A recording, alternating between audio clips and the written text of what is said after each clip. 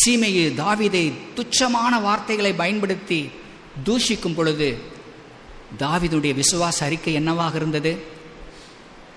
சீமேயு என்னை தூஷிக்கட்டும், சீமேயு என்னை தூஷிக்கட்டும். சீமேயை பார்த்து தேவன் தாவீதை தூஷிக்க வேண்டும் என்ற தேவன் அவனுக்கு கட்டளையிட்டிருக்கிறார். ஆகவேதான் அவன் என்னை தூஷிக்கிறான். இப்படி சீமேயை என்னை தூஷிப்பதை பார்த்து தேவன் என் தலையை உயர்த்துவார் என்று ரொம்ப பாசிட்டிவாக பார்க்கக்கூடிய தேவனுடைய மனிதர்களை வேதத்தில் பார்க்கிறோம்.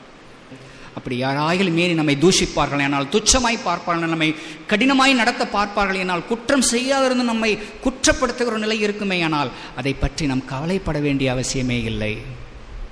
தாவீது சொன்ன வார்த்தைகளை நாம் நினைவு கூற வேண்டும். கர்த்தர் அவனை கட்டளையிட்டிருக்கிறார், ஆகவே அவன் என்னை தூஷிக்கிறான். இந்த தூஷணத்தை பார்த்து தேவன் என் தலையை உயர்த்துவார் என்று சொல்லி நம்மை நாமே தேற்றிக்கொள்ள கற்றுக்கொள்ள வேண்டும்.